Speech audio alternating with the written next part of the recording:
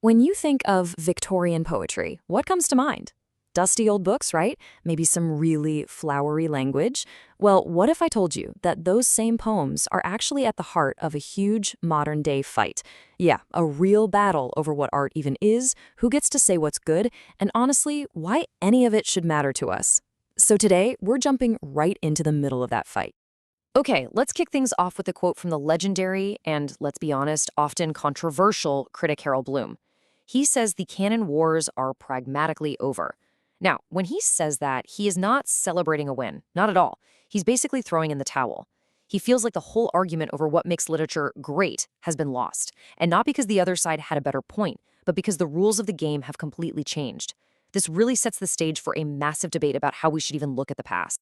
So our main source for this whole discussion is a book called Victorian Poets, and it's edited by Bloom himself.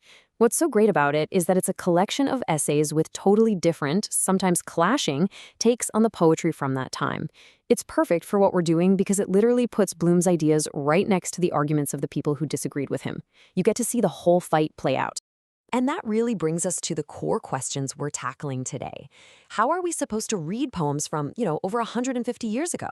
Are they just these beautiful, timeless pieces of art that we should admire for their skill? Or are they more like historical artifacts, things that show us the power dynamics and the biases of the world they came from? Because how you answer that question, it changes everything.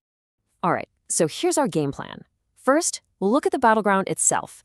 Then we'll dig into Bloom's take on the masters. After that, we'll switch gears to the woman poet's dilemma, which is a totally different perspective. Then we've got a radical priest poet who just blows everything up. And finally, we'll wrap up with why all of this still matters, right now. Okay, let's dive into that first perspective, Bloom on the masters. For him, it's pretty straightforward. The story of Victorian poetry is all about these brilliant male poets who are just wrestling with the ghosts of the poets who came before them. It's all an artistic drama, this intense struggle for greatness. At the heart of Bloom's whole theory is this idea he called the anxiety of influence. Just picture it. You're a poet, you've got your pen and paper, but you're living in the shadow of absolute legends like Keats and Shelley. These guys just wrote some of the most incredible stuff the English language has ever seen. So, what do you do? How do you say something new? For Bloom, that feeling, that creative anxiety is the main story for the big Victorian poet.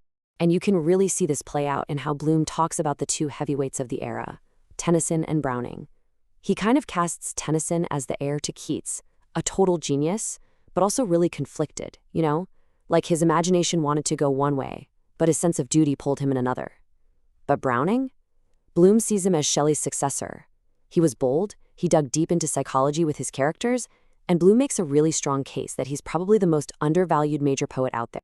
And this famous line from Browning, but a man's reach should exceed his grasp, or what's a heaven for? This is the perfect example of that ambition Bloom was talking about. It's not just some motivational poster quote. It's a full-on mission statement about art and spirit. It's all about pushing past your limits. For Bloom, this is the core of Browning's strength. It's how he answers that anxiety of influence. Okay, so that's Bloom's world. But what if the biggest challenge wasn't the ghost of some past poet, but your own gender? That brings us to a really powerful counter-argument from the critic Dorothy Merman. And what's wild is, her essay is right there in Bloom's own book. She offers a totally different way of looking at things that frankly turns Bloom's whole argument on its head. Merman points out this huge trap for women poets, and she calls it the damsel knight problem. It's brilliant. Think about any old quest story. There's the knight, right? He's the active hero doing things. And then there's the damsel, who is passive, waiting to be rescued. A male poet gets to be the knight. Simple. But what about a woman poet? Society expects her to be the active creator, the knight. But the whole poetic tradition casts women as the passive object, the damsel. She's supposed to be both at the same time. It's an impossible double role. Let's break that down. The tradition, built by men, sets up the poet as the questing prince. He is the one who speaks, who acts, who rescues. And the subject of the poem, often a woman, the dreaming princess. She's silent, passive, the one who is rescued. So, a woman picks up a pen to write. Which part does she play? The poet or the poem? The prince or the princess? She can't be both? And it gets even trickier. Merman argues that for the Victorians, the idea of a poem was itself seen as, feminine. Poems were supposed to be private, emotional, morally good. Basically, a poem was like the ideal woman. So you end up with this insane paradox. If society sees you, a woman, as being like a poem, how can you possibly be the one to write the poem? You're stuck as the creation, not the creator. And look, this wasn't just some abstract theory. For the biggest women poets of the time, like Elizabeth Barrett Browning and Christina Rossetti, this had real-world effects on their work. They had to figure out how to speak when the tradition expected them to be silent. They had to be both the subject and the object of their own art. They were constantly trying to find a foothold in a world that wasn't really built for them to be the creators. Okay, so we've got two big camps, right? Bloom's male giants fighting the past, and Merman's women poets fighting the present. But then there's this other guy who doesn't fit into either box. Gerard Manley Hopkins. He's a total curveball. He represents a completely different approach, one that's not about history or gender, but about blowing up the language itself. Hopkins was a Jesuit priest, and his stuff was so out there, so experimental, it didn't even get published until long after he was gone. He wasn't worried about Tennyson's problems with the Romantics or Rossetti's problems with society. No, Hopkins was in a fight with the English language itself. He was trying to bend it and break it to make it express his incredible spiritual experiences. And his main weapon in this fight was something he invented called sprung rhythm. See, most poetry back then had a very predictable kind of sing-songy beat. Hopkins just tossed that right out the window. His rhythm only counts the hard, stressed beats in a line and lets all the other little syllables just fall where they may. What you get is this powerful, dense, energetic sound that feels way more like real, passionate talking. Just listen to how this sounds. I caught this morning. Morning's minion, kingdom of daylight's dauphin, dappled dawn drawn falcon. You can just feel the rhythm, can't you? It's like the stressed words are bumping right up against each other. This isn't just some fancy trick.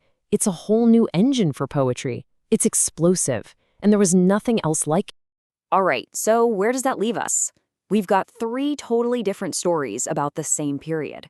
A story about male genius, a story about a trap set for women, and a story about a radical blowing up the rules. What are we supposed to make of all that? Let's just recap. We've seen Victorian poetry through three different lenses. There's the aesthetic lens from Bloom, which is all about a battle of giants. Then there's the feminist lens from Merman, showing us a structural trap for women writers. And then we have the formalist lens through Hopkins, which is all about a radical new kind of language. Each lens you use shows you a completely different picture. And you know what? That might be the whole point. Maybe Harold Bloom got it wrong. Maybe these canon wars aren't a sign that things are falling apart, but a sign that this stuff is still alive. These poems don't feel like dusty old relics because we're still arguing about them. The fight over whether we should read for beauty or for politics or for form, that's the very thing that keeps them fresh and important. So I'll leave you with this to think about. What actually makes a piece of art last forever? Is it just some kind of built-in perfect beauty? Or is it its ability to make us argue, to make us think, to spark a brand new fight for every single generation? That's a question we're still debating, and maybe that debate is what poetry is all about.